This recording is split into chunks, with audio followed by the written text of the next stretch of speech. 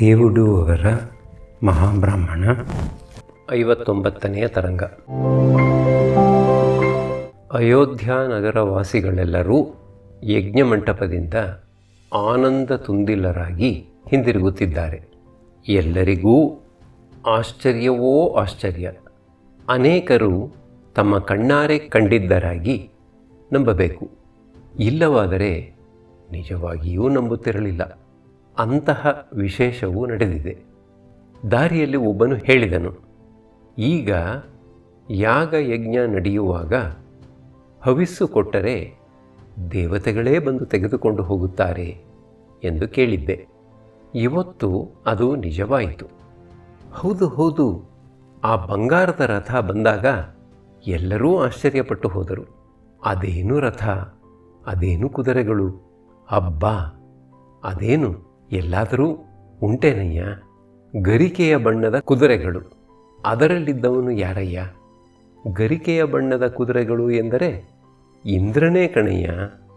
ಆ ಹೇಸರಗತ್ತೆ ಕಟ್ಟಿದ ರಥ ಬಂದಿತ್ತಲ್ಲ, ಅದರಲ್ಲಿ ಇದ್ದವರು ಅಶ್ವಿನಿ ದೇವತೆಗಳು. ಆ ಕೆಂಪು ಕುದುರೆ ಕಟ್ಟಿದ್ದ ರಥದಲ್ಲಿ ಬಂದಿದ್ದ ದೇವತೆ ಉಷಾದೇವಿ. ಆಯಿತು, ನೀನು ಇನ್ನೊಂದು ವಿಶೇಷ ನೋಡಿದೆಯೇನು? ಆ ಉಷಾದೇವಿಯು ಬಂದಳಲ್ಲ, ಆಗ ಜನರೆಲ್ಲ ಕೈ ಚಪ್ಪಾಳೆ ಇಟ್ಟರಲ್ಲ, ಏಕೆ ತಿಳಿಯಿತೇನು? ಇಲ್ಲ, ನಾನು ದೂರದಲ್ಲಿದ್ದೆ. ಅದೇನೋ ವಾತ ಗೀತ ಅಂತ ಕೂಗು ಕೇಳಿಸಿತು. ಗದ್ದಲದಲ್ಲಿ ಸರಿಯಾಗಿ ತಿಳಿಯಲಿಲ್ಲ. ಅದೇ ಪಶುವಾಗಿ ಆ ಹುಡುಗನನ್ನು ಯೂಪದ ಕಂಬಕ್ಕೆ ಬಿಗಿದಿದ್ದರಲ್ಲ, ಆ ದೇವತೆಗಳು ಬರುತ್ತಾ ಇಲ್ಲಿ ಒಂದೊಂದು ಪಾಶ ಸಡಿಲವಾಗಿ ಕಟ್ಟು ಬಿಚ್ಚಿ ಹೋಗುತ್ತಾ ಬಂತು. ಇಲ್ಲಿ ಈ ಹುಡುಗನನ್ನು ಕಟ್ಟಿದ್ದ ಪಾಶಗಳು ಬಿಡುತ್ತಾ ಬಂದಂತೆಲ್ಲ ಅಲ್ಲಿ ಮಹಾರಾಜನ ರೋಗ ಇಳಿಯುತ್ತಾ ಬಂತು. ಏನು, ಮಹೋದರವು ಇಳಿಯುತ್ತಾ ಬಂತೆ? ಗುಣವಾಗಿ ಹೋಯಿತೆ. ಏಕೆ? ಮಹಾರಾಜನೇ ಎದ್ದು ಋತ್ವಿಕುಗಳ ಸಂಭಾವನೆಯನ್ನು ತನ್ನ ಕೈಯಾರ ವಿನಿಯೋಗ ಮಾಡಲಿಲ್ಲವೇ? ಎಲ್ಲಿ? ನಾನು ಗುಡಾಣದ ಗಾತ್ರ ಹೊಟ್ಟೆ ಮಾಡಿಕೊಂಡು ಯಜ್ಞಮಂಟಪಕ್ಕೆ ಬಂದ ಮಹಾರಾಜನನ್ನು ನೋಡಿದವನು ತೆಳ್ಳಗೆ ರೊಟ್ಟಿ ಗಾತ್ರದ ಹೊಟ್ಟೆಯನ್ನು ಕಂಡು ಮಹಾರಾಜನೆಂದುಕೊಳ್ಳುವುದು ಹೇಗೆ? ಯಾರೋ ರಾಜನ ಸಮೀಪ ಬಂದು ರಾಜನ ಹಾಗೆಯೇ ಅಲಂಕಾರ ಮಾಡಿಕೊಂಡಿದ್ದಾನೆ ಎಂದುಕೊಂಡಿದ್ದೆ.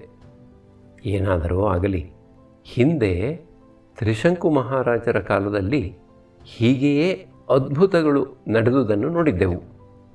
ಈ ಹರಿಶ್ಚಂದ್ರ ಮಹಾರಾಜನ ಕಾಲದಲ್ಲಿಯೂ ನಡೆದುದನ್ನು ನೋಡಿದೆವು. ಆಗ ಎಲ್ಲ ವಿಶ್ವಾಮಿತ್ರರ ಮಹಿಮೆ. ಈಗ ಇವರೆಲ್ಲ ಸೇರಿದ್ದಾರೆ. ಯಾರದು ಎಂದು ಹೇಳುವಂತಿಲ್ಲ. ಅದೇನೋ ಸರಿ, ಈಗೇನು ಭಗವಾನ್ ವಸಿಷ್ಠರು ಬಂದಿದ್ದಾರೆ ಅವರ ಜೊತೆಗೆ. ಅದಿರಲಿ, ನಿನಗೆ ಗೊತ್ತೇನು, ಈಗ ಬರಿಯ ವಿಶ್ವಾಮಿತ್ರರಲ್ಲಪ್ಪ, ಅವರು ಭಗವಾನ್ ವಿಶ್ವಾಮಿತ್ರರು. ಅಲ್ಲೆಲ್ಲೋ ಹಿಮಾಲಯದಲ್ಲಿ ಬ್ರಹ್ಮರ್ಷಿಗಳ ಸಭೆ ನಡೆದು ಅವರನ್ನು ಬ್ರಹ್ಮರ್ಷಿಗಳೆಂದು ಒಪ್ಪಿಕೊಂಡರಂತೆ. ನಾನೇನೋ ಆಗಲೇ ಈ ಮಾತು ಹೇಳಿದೆನಲ್ಲಪ್ಪ, ವಿಶ್ವಾಮಿತ್ರರು ಯಾವ ಬ್ರಹ್ಮರ್ಷಿಗೂ ಕಡಿಮೆಯಿಲ್ಲ. ಆದರೂ ಅವರನ್ನು ರಾಜರ್ಷಿ ಎನ್ನುವುದು ಎಲ್ಲಿಯ ನ್ಯಾಯ ಎಂದು ನಾನು ಕೇಳಿಯೂ ಇದ್ದೆ. ಏನೋ ಈ ಋಷಿಗಳ ಮಾತು ನಮಗೆ ತಿಳಿಯುವುದಿಲ್ಲ. ಇದೆಲ್ಲ ಎಲ್ಲಾದರೂ ಹೋಗಲಿ. ಅಂತೂ ಬ್ರಹ್ಮರ್ಷಿಗಳೆಲ್ಲ ಸೇರಿದರು. ಸಾಯುತ್ತಿದ್ದ ಹುಡುಗನನ್ನು ಉಳಿಸಿಕೊಂಡರು. ಮಹಾರಾಜನ ರೋಗ ಗುಣ ಮಾಡಿದರು. ಬೇಕಾದ ಹಾಗೆ ಗಾಡಿಗಳಲ್ಲಿ ಚಿನ್ನ ಬೆಳ್ಳಿ ಮಂದೆ ಹಸುಗಳು ಹೊಡೆದುಕೊಂಡು ಹೋದರು. ಆ ಮಹಾರಾಜ ತನ್ನ ರೋಗ ಗುಣ ಮಾಡಿದವರಿಗೆ ಅರ್ಧ ರಾಜ್ಯ ಕೊಡುತ್ತೇನೆಂದು ಕೂಡ ಡಂಗುರ ಹೊಡೆಸಿದ್ದ. ಅಂತಹ ರೋಗ ವಾಸಿಯಾದರೆ ಅರ್ಧ ರಾಜ್ಯ ಕೊಡುವುದೇನು ಹೆಚ್ಚು? ಆಯಿತು, ಈಗ ಆ ಹುಡುಗ ಬದುಕಿಕೊಂಡು ಇದ್ದಾನಲ್ಲ, ಅವನು ಯಾರ ಪಾಲು? ಯಾರ ಪಾಲೇನೋ? ಅವರಪ್ಪ ಇಲ್ಲವೇ? ಮಾರಿಕೊಂಡವನು ಎಲ್ಲಿಯ ಅಪ್ಪನಯ್ಯ? ಇವನು ಹೋದರೆ ತಾನೇ ಇವನು ನನ್ನ ಮಗ ಎಂತ ಮನೆಗೆ ಸೇರಿಸಿಕೊಳ್ಳೋಕ್ಕೆ ಮೊಕ ಇರುತ್ತದೆಯೇ? ಮುಖ್ಯ ಅವನು ಬದುಕಿದ. ಅವನು ಯಾರ ಮಗನಾದರೇನು? ಅದೆಲ್ಲ ನೋಡುವುದಕ್ಕೆ ಇದ್ದಾರಲ್ಲ. ಋಷಿಗಳು, ಅದು ಅವರ ಕೆಲಸ. ನೋಡಿದೆಯಾ ಗೌತಮ, ಇದಕ್ಕೆ ಮಹಾಸನ್ನಿಧಿಗಳು ಇರಬೇಕು ಎನ್ನುವುದು. ದೊಡ್ಡ ದೊಡ್ಡವರು ಬಂದು ಕುಳಿತುಕೊಂಡರು. ದೇವತೆಗಳೂ ಕೂಡ ಪಶುವನ್ನು ಬಿಟ್ಟುಕೊಟ್ಟರು. ಬಿಡಯ್ಯ, ಆ ಮಗು ಹಾಡಿದ ಮಂತ್ರಕ್ಕಿಂತ ಹವಿಸ್ಸು ಹೆಚ್ಚೆ. ನೀನೇ ಹವಿರ್ಭಾವಕ್ಕೆ ಬಂದ ದೇವತೆಯಾಗಿದ್ದರೂ ಆ ಮಂತ್ರ ಹೇಳುವ ಸೊಗಸಿಗೆ ತಲೆದೂಗಿ, ಕುಮಾರ ನಿನಗೇನು ಬೇಕು ಎಂದು ಅನುಗ್ರಹ ಮಾಡುತ್ತಿದ್ದೆ. ವೀತಿಹೋತ್ರ, ನೀನು ಹೇಳುವುದು ಬಹಳ ಸರಿ. ಅದಷ್ಟೇ ಅಲ್ಲ, ಅವನು ರುಕ್ಕು ಹೇಳುತ್ತಿದ್ದರೆ ನಿಜವಾಗಿ ಅಗ್ನಿದೇವನೋ ವಾಗ್ದೇವಿಯೋ ಕುಳಿತು ಹೇಳುತ್ತಿರಬೇಕು ಎನ್ನಿಸಿತು. ನಿಜವಾಗಿ ಅವೆಲ್ಲ ಹೊಸ ಮಂತ್ರಗಳು. ಆ ವರುಣ ಬಂದಾಗ ಜ್ವಾಲೆಗಳೆಲ್ಲ ನೀಲಿಯಾಗಿ ಆಕಾಶವೇ ಉರಿಯಾಗಿ ಮೇಲಕ್ಕೆ ಏಳುತ್ತಿದೆಯೋ ಎನ್ನುವ ಹಾಗಿದ್ದುದು ನೋಡಿದೆಯಾ? ನಾನು ದೇವತೆಗಳು ಯಜ್ಞಕುಂಡದಲ್ಲಿ ನಿಂತು ಹವಿರ್ಭಾಗ ತೆಗೆದುಕೊಂಡುದನ್ನು ಎಷ್ಟೋ ಕಡೆ ನೋಡಿದ್ದೇನೆ. ದೇವತೆಗಳು ರಥದಲ್ಲಿ ಬಂದು ಹೋದುದನ್ನು ಕಂಡುದು ಇದೇ ಮೊದಲು. ಮುಖ್ಯ ಭಗವಂತರಾದ ಆ ವಸಿಷ್ಠ ವಿಶ್ವಾಮಿತ್ರರು ಒಟ್ಟಿಗೆ ಸೇರಿದುದು ಇದೇ ಮೊದಲು. ಆ ಯೋಗ ಇದಕ್ಕೆಲ್ಲ ಕಾರಣ. ನಮ್ಮ ಮಹಾರಾಜ ಅವರ ತಂದೆಗಿಂತ ಅದೃಷ್ಟಶಾಲಿ. ಸಂದೇಹವೇನು? ನೋಡು, ಪಶುಘಾತವಾಗಲಿಲ್ಲ. ಬ್ರಹ್ಮಹತ್ಯೆ ಬರುತ್ತಿದ್ದುದು ತಪ್ಪಿತು. ಬಂದಿದ್ದ ರೋಗ ತಪ್ಪಿತು. ದೇವಬ್ರಾಹ್ಮಣರ ಅನುಗ್ರಹ ಸಿಕ್ಕಿತು. ಇನ್ನೇನಾಗಬೇಕು? ಬ್ರಹ್ಮಹತ್ಯೆ ಬರುತ್ತಿರಲಿಲ್ಲ. ಯಾಗ ಪಶುವನ್ನು ಕೊಂದರೆ ಹತ್ಯಾದೋಷ ಬರುವುದಿಲ್ಲ. ಶಾಮಿತ್ರ್ಯದಲ್ಲಿ ಮಾತ್ರ ನೆಪಕ್ಕೆ ಉಂಟು. ಅದು ಪ್ರಾಯಶ್ಚಿತ್ತದಿಂದ ಕಳೆದು ಹೋಗುತ್ತದೆ. ಅಲ್ಲದೆ ಇರಲಿ, ಯಾಗ ಪಶು ಬದುಕಿಯೂ ಯಾಗ ಫಲ ಸಿಕ್ಕಿರುವುದು ಇದೇ ಮೊದಲು. ಏನೇ ಹೇಳಪ್ಪ, ನರಮೇಧ ಮಾಡಬಾರದು. ನಮ್ಮಂತೆಯೇ ಇರುವ ಮನುಷ್ಯನನ್ನು ಪಶು ಮಾಡುವುದು ನನಗೆ ಒಪ್ಪಿತವಿಲ್ಲ. ಬಿಡೋ, ಪಶು ಎಂದರೆ ಪಶು. ಪ್ರೋಕ್ಷಣೆಯಾದ ಮೇಲೆ ಪಶುವಿಗೆ ಸ್ಥಾನವಿರುತ್ತದೆಯೇ? ವ್ಯಾಪಾರವಿರುತ್ತದೆಯೇ? ಎಲ್ಲ ನಿಂತು ಹೋಗಿರುತ್ತೆ. ಕಣ್ಣೊಂದು ಪಿಳಪಿಳ ಎಂದು ಬಿಟ್ಟುಕೊಂಡಿರುತ್ತೆ.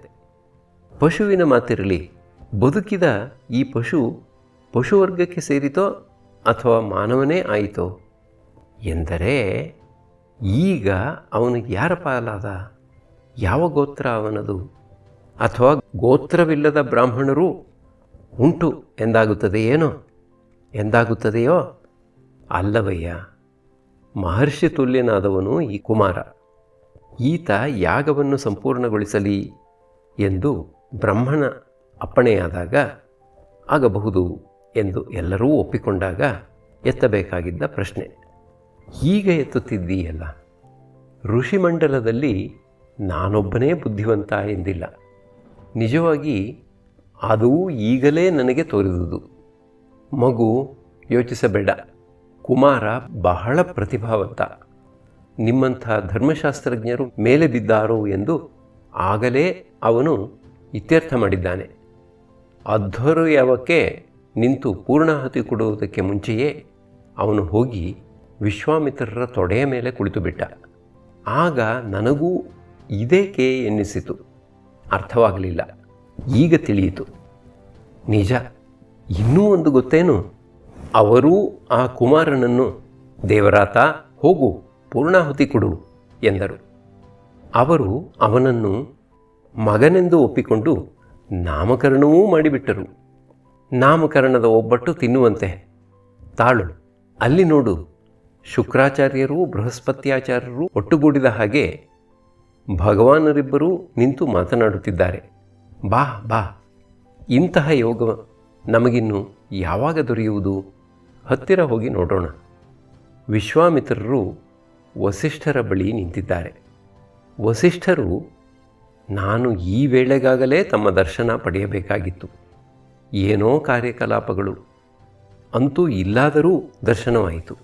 ತಾವೊಮ್ಮೆ ದಕ್ಷಿಣಕ್ಕೆ ಹೋಗಿ ಅಲ್ಲಿ ಅಗಸ್ತ್ಯಾಶ್ರಮ ಪ್ರಾಂತದಲ್ಲಿದ್ದು ಬನ್ನಿ. ಲೋಪಮುದ್ರಾದೇವಿಯು ನದಿಯಾಗಿ ಹರಿದಿರುವ ಆ ಪ್ರಾಂತ್ಯ ಭೂಲೋಕದಲ್ಲೆಲ್ಲ ವಿಶೇಷ ಮಹಿಮಾ ಸಂಪನ್ನವಾದುದು. ನಾವು ತಮ್ಮನ್ನು ನರ್ಮದಾ ತೀರದಲ್ಲಿ ಸಂದರ್ಶನ ಮಾಡುತ್ತೇವೆ. ತಾವು ಭಗವಾನ್ ಆದುದರಿಂದ ನಮಗೆ ಪರಮ ಸಂತೋಷವಾಗಿದೆ ಎಂದರು. ವಿಶ್ವಾಮಿತ್ರರು ಕುರುಡರಿಗೂ ಕಾಣಿಸುವಷ್ಟು ಸ್ಪಷ್ಟವಾದ ಸಂತೋಷದಿಂದ ನಮಸ್ಕಾರ ಮಾಡಿ, ಎಲ್ಲವೂ ತಮ್ಮ ಅನುಗ್ರಹ ಎಂದರು. ವಸಿಷ್ಠರು ಅದನ್ನು ಒಪ್ಪಿಕೊಳ್ಳುತ್ತಾ, ಸಂದೇಹವೇನು? ಭೂಮಿಯು ಸ್ಥಿರವಾಗಿರುವುದು, ನದಿಗಳು ಹರಿಯುವುದು, ಅಗ್ನಿಯು ಜ್ವಲಿಸುವುದು, ವಾಯುವು ಬೀಸುವುದು, ಆಕಾಶವು ಹರಡಿರುವುದು, ಆದಿತ್ಯನು ಪ್ರಕಾಶಿಸುವುದು ಎಲ್ಲವೂ ನಮ್ಮಿಂದಲೇ ಎಂದು ನಕ್ಕು ವಿಶ್ವಾಮಿತ್ರರನ್ನು ಆದರದಿಂದ ಬೀಳ್ಕೊಟ್ಟರು. 60ನೆಯ ತರಂಗ.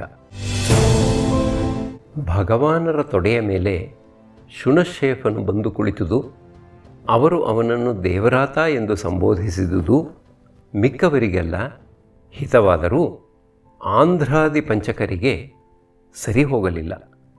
100 ಹಸುಗಳಿಗೆ ವಿಕ್ರೀತನಾದವನೊಬ್ಬನು ಸುಲಭವಾಗಿ ಬ್ರಹ್ಮರ್ಷಿಗಳ ತೊಡೆಯ ಮೇಲೆ ಕುಳಿತುಕೊಳ್ಳುವುದು ಉತ್ಸನ್ನ ಮರ್ಯಾದೆಯಾಯಿತು ಎಂದು ಅವರ ಸಿದ್ಧಾಂತ. ಅಡ್ಡಿ ಆತಂಕಗಳು ಇಲ್ಲದೇ ಇದ್ದರೆ ಅವರು ಆಗಲೇ ಅವನಿಗೆ ಬುದ್ಧಿ ಕಲಿಸಿಬಿಡುತ್ತಿದ್ದರು. ಆದರೆ ಸಭೆ ಭಗವಾನರಿಗೆ ತಿಳಿಸದೆ ಏನೂ ಮಾಡಬಾರದು ಎಂದು ಸುಮ್ಮನಿದ್ದರು. ಭೂಮಿಯಲ್ಲಿ ಬಿದ್ದ ಬೀಜವಾದರೂ ಮೊಳೆಯದೆ ಹೋದೀತು, ಹುಸಿದೀತು, ವಿಫಲವಾದೀತು. ಆದರೆ ಮನಸ್ಸಿನಲ್ಲಿ ಹುಟ್ಟಿದ ಭಾವವು ಮಾತ್ರ ಫಲಿಸದೆ ಹೋಗುವುದು ಉಂಟೆ? ಆಂಧ್ರಾದಿಗಳಿಗೆ ಯಜ್ಞಮಂಟಪದಲ್ಲಿ ಮುಟ್ಟಿದ ಈ ವಿರೋಧ ಭಾವವು ಗೊಬ್ಬರದ ಗುಂಡಿಯಲ್ಲಿ ಬಿಟ್ಟಿದ್ದ ಕುಂಬಳ ಬೀಜದಂತೆ ಚೆನ್ನಾಗಿ ಹಬ್ಬುತ್ತಾ ಹೋಯಿತು. ಧರ್ಮಾರಣ್ಯಕ್ಕೆ ಬರುವ ವೇಳೆಗೆ ಅವರ ಭಾವವು ದೇವರಾತನ ವಿಷಯವಾಗಿ ಸಂಪೂರ್ಣವಾಗಿ ಧರ್ಮ ವಿರುದ್ಧವಾಗಿ ಹೋಗಿತ್ತು.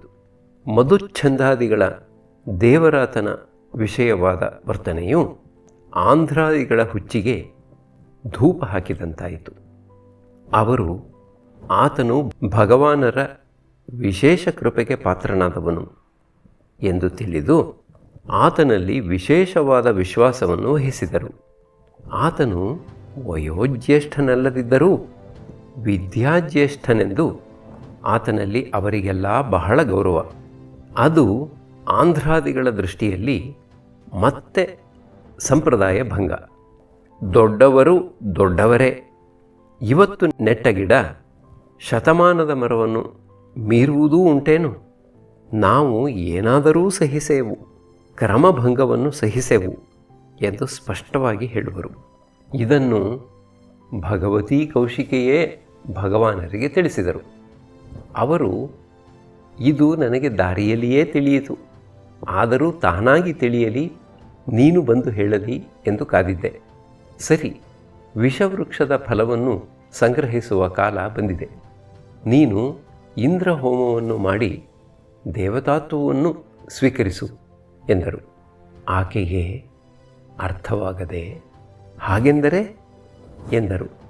ಹಾಗೆಂದರೆ ಅವರಿಗೆ ತಾವು ಮಾಡುತ್ತಿರುವ ಅಧರ್ಮದ ವಿಷಫಲವನ್ನು ಸಂಗ್ರಹಿಸುವ ಕಾಲ ಬಂದಿದೆ. ನಮಗೆ ಪುತ್ರಶೋಕವನ್ನು ಅನುಭವಿಸುವ ಕಾಲ ಬಂದಿದೆ. ನೀನು ಅಕಾರಣವಾಗಿ ಪುತ್ರಶೋಕವನ್ನು ಅನುಭವಿಸಬೇಕೇ? ಅದರಿಂದ ಇದು ಇತ್ಯರ್ಥವಾಗುವುದರೊಳಗಾಗಿ ದೇವತಾತ್ವವನ್ನು ವಹಿಸಿಕೊಂಡು ದುಃಖ ದೂರಳಾಗು. ನಾನು ತಮ್ಮ ಸಹಧರ್ಮಚಾರಿಣಿಯಾಗಿದ್ದೇನೆ. ತಾವು ಅನುಭವಿಸಿದುದನ್ನು ನಾನೂ ಅನುಭವಿಸಲೇಬೇಕು ತಾನೇ? ಹೌದು, ನೀನು ಸಹಧರ್ಮಚಾರಿಣಿ ಎಂದರೆ ಧರ್ಮದಲ್ಲಿ ಸಹಚಾರಿಣಿ. ನಾನೂ ಹಿಂದೆ ವಿಶ್ವಾಮಿತ್ರನೆಂದು ಹೆಸರಿಟ್ಟುಕೊಂಡಿದ್ದು ಭಗವಾನ್ ವಸಿಷ್ಠರ ಪುತ್ರ ವಿನಾಶಕ್ಕೆ ಕಾರಣನಾದೆ.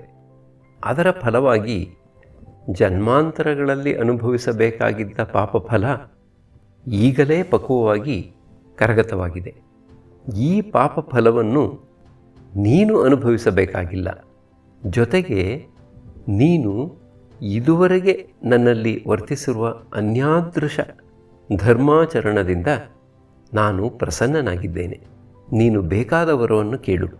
ನೀನು ದೇವತೆ, ಹವಿರ್ಭಾಗಗಳಿಂದ ಆರಾಧಿಸಿ ಒಲಿಸಿಕೊಳ್ಳಬೇಕಾದವಳು. ನೀನು ಮಾನವರಿಗೆ ವರವನ್ನು ಕೊಡುವವಳು.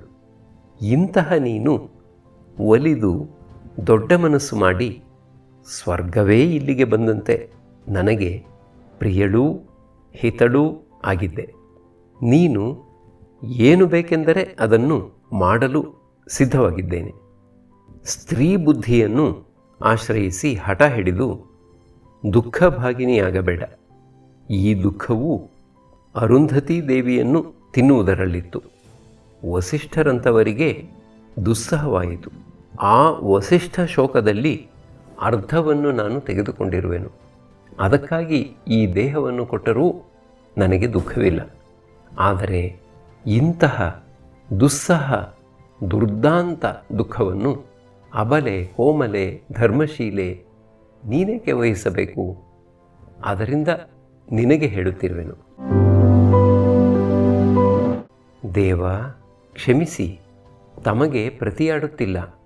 ನಾನು ಈಗ ತಾವು ಹೇಳಿದಂತೆ ಮಾಡಿದರೆ ಲೋಕದಲ್ಲಿ ಎಷ್ಟಾಗಲಿ ಸೂಳೆ. ಆ ಸೂಳೆಯ ಬುದ್ಧಿ ಹೋದೀತೆ, ಕೆಟ್ಟ ಕಾಲ ಬಂತೆಂದು ತಿಳಿದು ಕೈಬಿಟ್ಟಳು ಎಂದು ನನಗೆ ಅಪಖ್ಯಾತಿಯು ಬರುವುದು. ಅದರಿಂದ ತಮ್ಮ ಅಪ್ಪಣೆಯನ್ನು ಮೀರದೆ ಇಂದ್ರಹೋಮವನ್ನೇನೋ ಮಾಡುವೆನು. ಆದರೆ ದೇವತ್ವವನ್ನು ಸ್ವೀಕರಿಸುವುದಿಲ್ಲ. ಇಂದ್ರನು ದೇವರಾಜನು. ದೇವತೆಗಳೆಲ್ಲರೂ ಆತನಿಗೆ ಸೇರಿದವರು. ಆತನು ಸರ್ವಾಂತರ್ಯಾಮಿಯು. ನಾನು ತಾವು ಇರುವಂತೆ ಇದ್ದು ಬಿಡುವೆನು. ಆ ದುಃಖವು ಅಷ್ಟು ದುರ್ದಮ್ಯವಾಗಿ ಬಂದರೆ ಅದಕ್ಕೆ ತಾವು ಬಲಿಯಾದರೆ ನಾನೂ ಬಲಿಯಾಗುವೆನು. ಅಲ್ಲಿಗೆ ನಾನು ಸೋತಂತಾಗಲಿಲ್ಲ. ಆಗ ನನ್ನನ್ನು ಮೀರಿ ಬಂದು ನನ್ನನ್ನು ಮುಕ್ಕುತ್ತಿರುವ ದುಃಖವನ್ನು ನೋಡಿ ದೇವೇಂದ್ರನು ಬೇಕಾದರೆ ನನಗೆ ದೇವತ್ವವನ್ನು ಕೊಡಲಿ.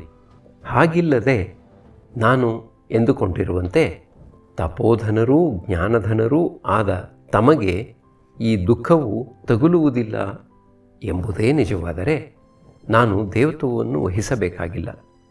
ನೀನು ದೇವತ್ವವನ್ನು ವಹಿಸಲು ಏಕೆ ಹಿಂದಿರುಗುತ್ತಿದ್ದೀಯೇ? ಪ್ರಭುವೇ, ದೇವತ್ವದಲ್ಲಿ ರಜೋಗುಣದ ಆವೇಶ, ಯಾವಾಗಲೂ ಭೋಗಚಿಂತೆ, ನಿಶ್ಚಲವಾಗಿ ನಿರಾತಂಕವಾಗಿ ಮನಸ್ಸು ಇರುವುದಿಲ್ಲ. ಈಗ ನಾನು ಸಾತ್ವಿಕಳಾಗಿ ಶುದ್ಧವಾಗಿ ಸುಖವಾಗಿದ್ದೇನೆ. ತಾವು ನನಗೆ ಪ್ರಸನ್ನರಾಗಿ ವರವನ್ನು ಕೊಡುವೆನು ಎಂದು ಅಪ್ಪಣೆ ಕೊಡಿಸಿದಿರಿ.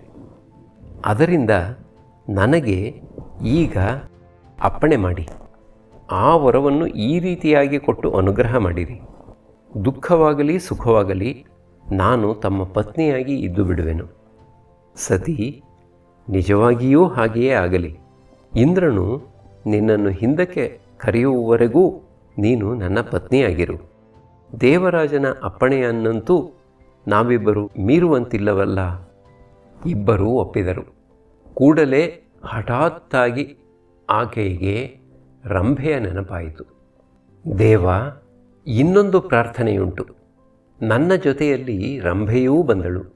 ಅದನ್ನು ನಾನು ಮರೆತೇ ಬಿಟ್ಟಿದ್ದೆ. ಅವಳೇನಾದಳು? ದೇವಲೋಕಕ್ಕೆ ಹಿಂದಿರುಗಿ ಹೊರಟು ಹೋದಳೋ? ಪ್ರಭಾವದಿಂದ ನೋಡಬೇಕು.